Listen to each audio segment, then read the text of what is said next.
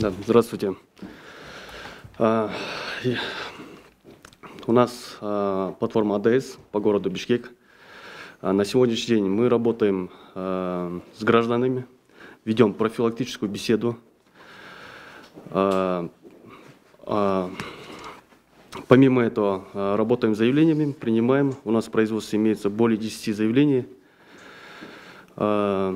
Исходя из этого,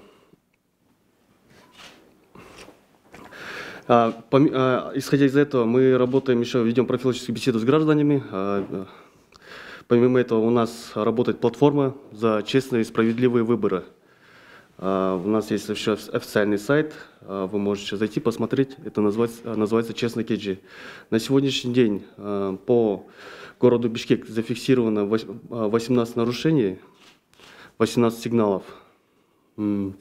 Могу сказать, да, и по республике 80 сигналов. Помимо этого мы работаем с гражданами. Скажите, вы говорите сигналы, а что за сигналы? Какие сигналы поступают? Да, ну смотрите, в основном сигналы поступают, первые сигналы поступили, это предвыборной агитации. Потом поступили сигналы, то, что некоторые кандидаты якобы используют административный ресурс. Вот. Сейчас уже поступили 18 письменных уведомлений, жалоб на кандидатов и на партии. Вот по Бишкеку на сегодняшний день обстановка такая. По Бишкеку помимо меня работают 4 районных представителя, 5 общественных помощников. Вот. В день выборов это будет переселенный режим, да? В день выборов, да, естественно, в день выборов мы будем вести, мы не будем именно внутри участвовать, мы будем ездить, смотреть, будем ездить по городу, смотреть обстановку, будем фиксировать нарушения, если они будут. Но в целом по Бишкеку могу сказать одно, то что обстановка намного лучше, чем в предыдущих выборах. Более спокойная, можно с уверенностью сказать, то, что есть воля, политическая воля, то, что провести выборы без использования административного ресурса. Саламатсыздарбы. Бүгүнкү күндө өзүңүздөргө маалым болгондой, президенттин демилгеси менен АДС түзүлгөн. Бул жерде АДСти азыр таза шайлоо өткөрүү тууралуу платформа түзүлгөн. Платформасынын негизинде бул эми ар бир жараныбызга чакырык өз добуштарын сатпоого жана жакшы таза келген кандидаттарды тандап алуу боюнча. Ысык көлдүн АДСтин иш жөндөмү боюнча маалымат бере кеткенде, ар бир райондо бүгүнкү күндө общественный приемныйлар ачылган. Ал жерде ар бир жерде өкүлдөрүбүз бар, өкүлдөрү даярлаган. Область боюнча шайлоонун иштери тууралуу ар бир райондо жарандарды сурамжылоо жүргүзүлүп атат. Андан сырткары президенттин указынын негизинде мамлекеттик жана муниципалдык кызматкерлердин жетекчилери менен суроолор жүргүзүлгөн. Ал жерде мамлекеттик жанагы муниципалдык жетекчилери президентибиздин указы менен жана өздөрү приказ менен бекитишип, ар бир кызматкерлерди тааныштырган. Бул агитациялык иштерди жүргүзбөөгө чакырып, негизгисинен Ысык көл боюнча шайлоо агитациялары тынч жана таза жүрүп жатат. Бүгүнкү күндө 8 арыз катталган. Жана ошондой эле ишеним телефондору коюлган, ар бир жерде ишеним телефондору бар. Андан сырткары кимде кандай жалоба, нарушение эмелер катталса, эме бар, сайт бар. Ошол Честный Кеджи деген сайт бар. Ошол жерге каттоого маалыматтар жөнөттүрүп атабыз. Ошол жерге эметсе болот, арыздарды жазып. Рахмат. Ассаламу алейкум. Биздин мен Баткен облусунун АДС'ин координаторун ишин аткарып жатам. Бизде азыркы мынау президентибиз тарабынан ушул антикоррупционный деловой совет түзүлүп, бул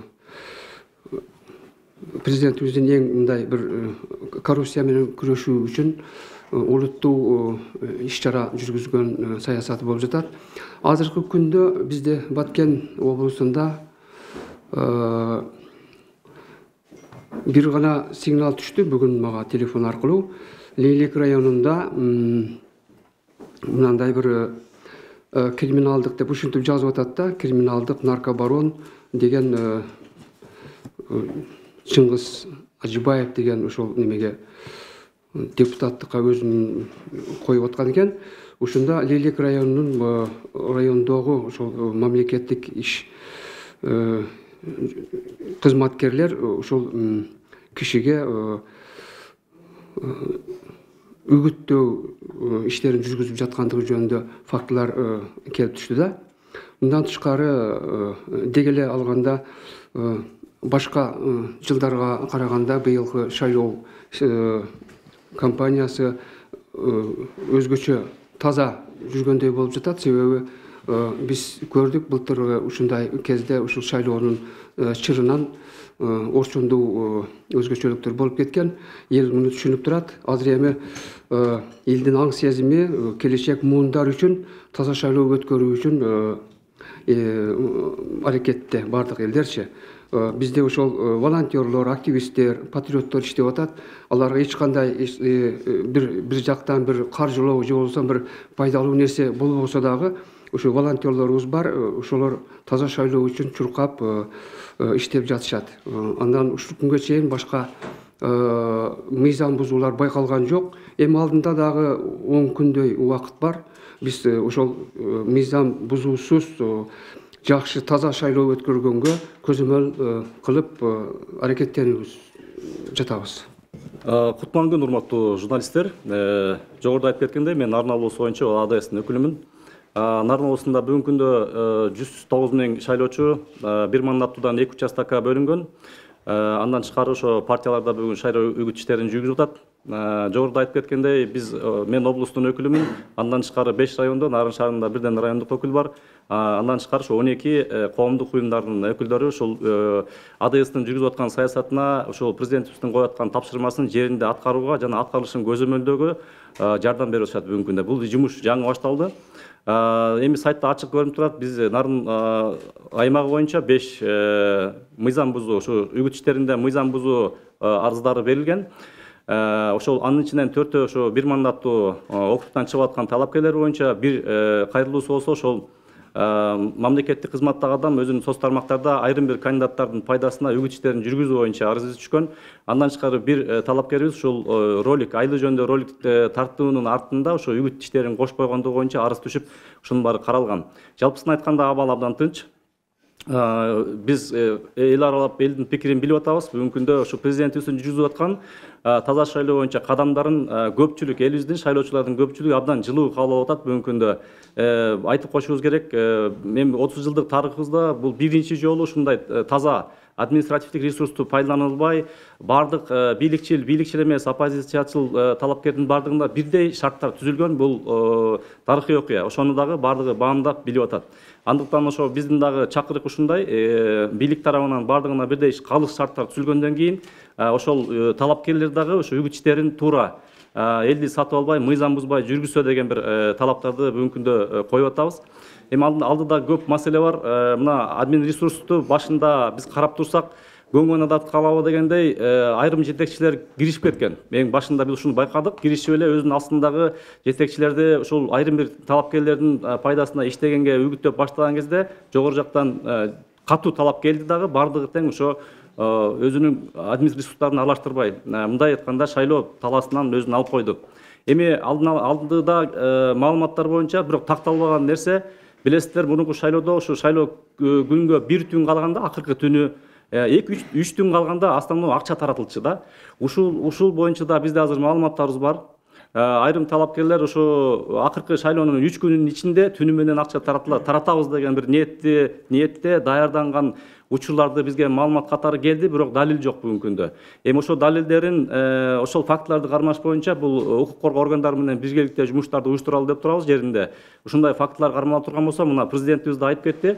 Ошол шайлоону сатып алган киши дагы, анан добушун саткан адам дагы бүгүнкү күндө кылмыш жообуна тартылат. Муну ачык дагы айтылды. Анан муну дагы демонстративно ошондой бир кадамдарга барганга туура келип калышы мүмкүн. Анткени андай чара кылбасак таза шайлоону коомдо биздин калыптандыра албай калышыбыз мүмкүн да. Область боюнча жалпысынан ушундай ситуация. Саламатсыздар, урматтуу журналисттер. Мен Талас областынын өкүлү, АДСтин өкүлү болом.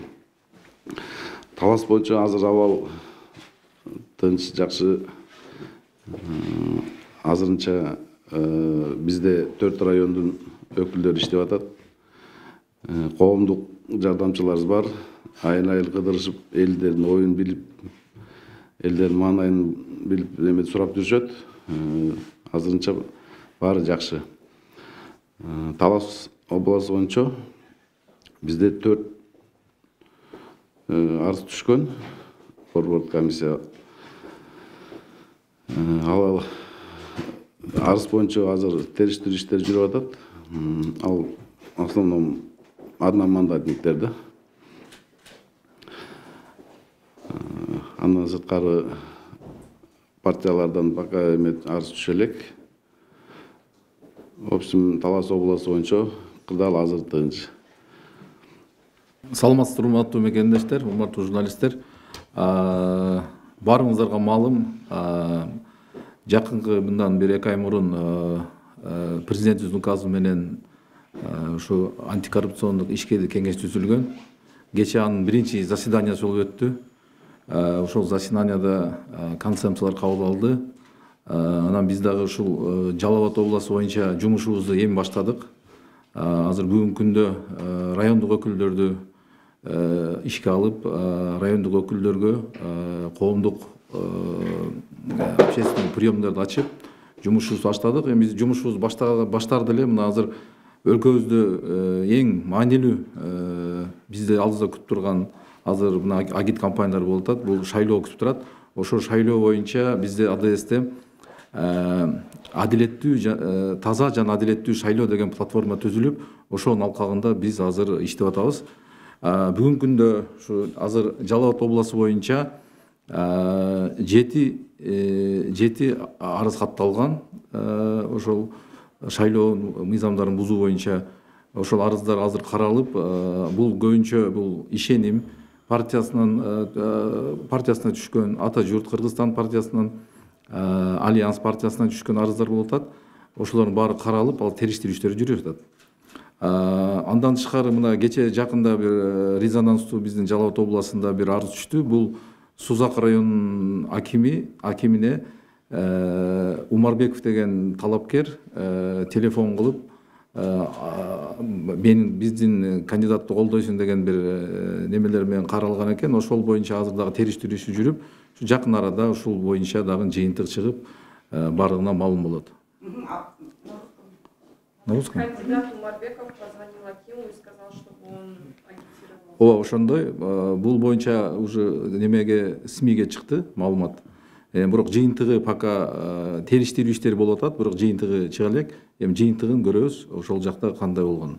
Кайсы убакытта чыгат ушундай жыйынтыгы? Жыйынтыгы азыр бул боюнча Сузак роодунун роодусу карап атат, териштирүү иштери жүрүп атат. Бардыгыбызга маалымдай болгон Кыргыз Республикасынын президентинин номер 512 1 ноябрь 2021 жылы кабылган жарлыгы бар. Ар жарлыгынын негизинде Кыргызстанда өтүүчү 28 ноябрда шайлоо боюнча так даана жүрүшү боюнча саясаты көрсөтүлгөн. Ал саясат негизги максаты бардыгыбызга маалым болгондой бул административдик ресурсту чектөө. Себеби бардыгыбызга белгилүү болгондой дагы кайталап кетейин. Шайлоо Кыргызстанда бул кайсы бир терс көрүнүштүү өнөкөткө айланып калган. Биз билебиз, буга чейинки шайлоолордун эң негизги жыйынтыктары бул ар дайым же болбосо тараптардын кагылышасы же болбосо Кыргызстанда болгон чоң өзгөрүүлөр, мындай айтканда революциялар. Ошол себептүү эки терс көрүнүш бул административдик ресурс жана добуштар сатып алуу проблемасы эң көйгөйлүү болуп чыккан. Ошол себептен бийликтен боло турган жана бийликтин өзүнүн колунан келген нерсеси бул биринчи административдик ресурсу тыюу маселеси коюлган. Эгер жарлык менен таанышсак, ал жерде эң негизги талап саясий партияларга же болбосо катышып аткан кандидаттарга жок. Бул түзмө-түз мамлекеттик жана жергиликтүү өз алгыча башкаруу органдарынын кызматкерлерине тыюу салуу. Кандай тыюу? Албетте ар бир адам конституциялык укугу боюнча шайлоо күнү барып өзүн айтканда саясий көрүнүшүн, саясий пикирин көрсөтөт. Бирок мамлекеттик кызматчы болгон себебинен, муниципалдык кызматчы болгон себебинен ал жерде азыркы болгон саясий кубулуштарга, үгүт иштерине, же болбосо кайсы бир себептер менен өзүнүн кызыкчылыгын көрсөтүш үчүн атайын чектөө көрсөтүлгөн. Бул көрсөткүчтөрдүн, бул жарлыктын жыйынтыктарын биз көрдүк. Ош шаарында бийлик өкүлдөрү, ошол эле учурда жергиликтүү өз алгыча башкаруу органдарынын кызматкерлери чоң чарага дуушар болушту. Албетте баарыбызга маалым болгондо дагы бир жолу кайтылып кетейин. Бул билим берүү министри менен Ош шаарынын мэри сөөгө жарыяланган. Ош шаарынын Ош мамлекеттик университети менен деканы иштен четтетилген. Кошо буга чейинки дагы болуп аткан нерседе бир бөлүп кете турган маселе бар. Бул азыркы учурда кээ бир партиялардын сатып алуу процесстерин Ош шаарында дагы аныкталып, жана Ош областында кылып аткан аракеттер боюнча массалык каражаттар бөлүшкөн. Бул кайсы десе күйүүчү майды бөлүштүрүү жана кээ бир тыюу салынган жерлерге багылып туруп үгүт иштерин жүргүзүү. Бул диний уюмдарда же болбосо диний сыйына турган жерлерде. Жана дагы белгилетүүчү нерсе, социалдык тармактарда кээ бир жергиликтүү кызматкерлер өзүнүн ой пикирин билгизип, кайсы бир партияга же болбосо кайсы бир кандидатка бөлүштүргөн боюнча факты бар. Ал боюнча дагы ички иштер органы тарабынан өзүнүн түзмө-түз милдеттемелери аткарылып жатат. Дагы бир белгилечү нерсе, эртең буюрса 19 ноябрда Ош шаарында бул боюнча жергиликтүү бийлик өкүлдөрү менен атайын тегерек сот жүргүзүлөт. Ал жерде дагы биз ниеттен атабыз, жергиликтүү бийлик, акимдер, Ош шаарынын мэри, президенттин өкүлү жана дагы башка мамлекеттик органдар ортосунда дагы меморандум түзүү жана ал жакка кол коюу. И ошондой эле саясий партиялар менен катышып аткан талапкердин ортосунда мыйзам бузбоо, сатып албоо деген иретте алар менен меморандум түзүү. Өзгөчөлүк азыркы учурда биз билебиз, көбүнчөсү шайлоодо кайсы бир теске же болбосо мыйзам бузуу фактылар боло турган болсо, көбүнчөсү жоопкерчилик жөнүндө көп суроо алып кетет да. Ал учурда коомчулук жана саясий тараптар ар дайым наразычылыкта калып кетет. Эмне себептен? Мурунку шайлоодо биз байкайбыз. Бийлик көбүнчөсү эркиндүүлүк деген менен көп саясий партиялар, көп деген кандидаттар куугунтукка калып, же болбосо саясий оюндардан чыгарылат. Азыркы учурда андай аракеттер жок. Себеби биздин байкообуз боюнча кээ бир саясий катышуучулар өздөрү жабык жакта турса дагы бирок кандидатурасын бышкадан каттап шайлоо процессине өткөн. Бул көрсөткүч албетте эркиндүүлүк берилүү. Жана бийлик чектөө эмес, болгону өзүнүн ресурстарын мыйзамдаштыруу. Мындай айтканда, мамлекеттик органдарда иштеген кызматкерлер, жергиликтүү өз алдынча иштеген кызматкерлер өзүнүн түзмө-түз милдетин аткаруу жана шайлоо процесстерине кошулуу. Разницу, да, был хороший вопрос по поводу разницы. До этого мы работали в госслужбе, и там какая разница была? Допустим, прошлые президенты все говорили о выборах, чтобы честно проводили и не применяли административный ресурс. Президент говорил, но начиная с руководителя аппарата президента, заканчивая простым государственным служащим, делали наоборот, всегда. Почему? Потому что вот по телевизору смотрим, президент заявляет, выступает, говорит, но нам поступают другие команды. То есть мы должны были плотно вмешиваться в выборный процесс, и мы еще должны были обязаны обеспечить какой-то объем голосов. Вот в этом и разница сейчас большая. Допустим, все должностные лица в момент выборов, они брали отпуск и уезжали в свое родное село, и там организовывали выборный процесс в пользу провластной партии. Да? А сейчас разница в том, что вот президент сказал о том, что админресурса не было, чтобы были честные выборы. И этот как бы текст или посыл или команда, она дошла до обычного охранника средней школы в далеком отдаленном селе. То есть без изменений. В этом большая разница. То есть в этом... А в начале, когда президент говорил, многие чиновники, местные чиновники всерьез не восприняли. Они восприняли как обычное. Ну, президент это говорит, значит, мы в селах на местах будем обычным делом заниматься. То есть организация вмешательства в выборный процесс. А получилось наоборот, сейчас многие получили выговоры, некоторые уже под угрозой увольнения, отстранения от должности. Потом поняли вот, серьезные намерения президента. И сейчас все отошли от выборов. Даже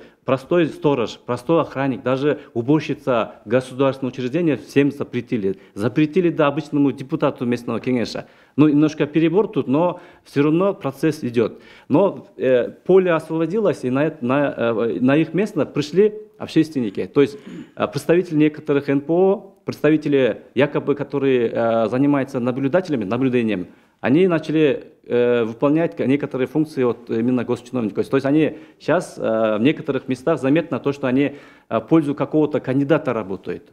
То есть это тоже вторая проблема сейчас возникла, над этим мы сейчас работаем. Вот я про разницу хотел немножко разъяснить. Спасибо. Хорошо, маселе боюнча бизде азыр шайлоодо биринчи берилген суроо боюнча бизде эки проблема болуп атат да азырча. Бул биринчи административдик ресурс, экинчи добуштарды сатып алуу боюнчачы. Азыркы өткөнкү шайлоо менен айырмалыгы административный ресурс бардыгыбыз көп болуп турабыз, азыр ал колдолунбай атат. Ага президент өзү кепил болуп айтты. Бүгүнкү күндө мониторинг этип атканда биз эле эмес, башка общественный организациялар да мониторинг этип атат. Ал боюнча чаралар абдан катуу колдонулуп атат. Мамлекет башы тараптан, өкмөт тараптан. Экинчи бул добуш сатып алуу боюнча. Добуш сатып алуу боюнча булду биз ушул боюнча азыр катуу карап атабыз да. Анткени бул уголовно наказуемый деяние да.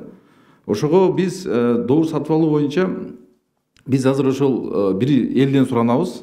Ошол добушуңарды сатпагыла деп, анан ошол эле полицейский партияларга, талапкерлерге кайрылып кетебиз, сатып албагыла депчи. Бул маселени дагы биз ушул эң серьезный проблемалардын бири ушул азырчы. И ошол боюнча биз иштеп атабыз. Анан бизге дагы арыз келип түшөт бул боюнча. Бизге дагы арыз келип түшөт. Биздин телефон горячий линияларыбыз бар. Биз ошондо, бирок биз ошол тармакка кайрылып өткөрүп беребиз, бирок биз ошол нерсени катуу көзөмөлгө алабыз да. Ошол. Анан Жалал Абад областы боюнча дагы бир маалымат берип кетсем, биз 19 ноябрда Багери деген конференция залда, Спутник микрорайонунда ошол азыркы шайлоо боюнча биз бир тарап мамлекеттик кызматкерлерди, бул аким, мэрлерди чакырып атабыз. Экинчи тарап биз бардык саясий партиялардын өкүлдөрүн, кандидаттардын баарын чогултуп, ошол жерде курулуш стол өткөрмөкчүбүз. Ушул выбор боюнча таза өткөрөлүк, баягы подкупу жок өткөрөлү деген теманы коюп алып. Ошого баарыңарды ошо Жалал Абад областынын ошо выборный процесске катышкандардын бардыгын мен ошого азыр чакырып кетем. Келиңиздер, ошол жерде биз эки тарап отуруп, ушул бул бардыгыбыздын ишибиз да. Бул немени өткөрүш, таза шайлоону. Жеке жаран, мамлекет башчы болуу, баарыбыздын ишибиз жакшы өткөрүш. Ошого ошол жерге келип, акырында ошол меморандум түзүлүп, ошол бир жакшы жыйынтыкка келет деп, ошого аракеттер кылып атабыз азыр. Рахмат. А каждый регион может назвать партии, название партии и фамилии одномандатников, за которыми вот заявление поступило? Прям пофамильно или по названию? Биз, мен азыр эле айтып кеттим, биздин Жалал Абад областында одномандатник бизде одномандатник боюнча арыз түшкөн жок, көбүнчө партиялар боюнча түшүп атат арыздар. Рахмат. Ооба.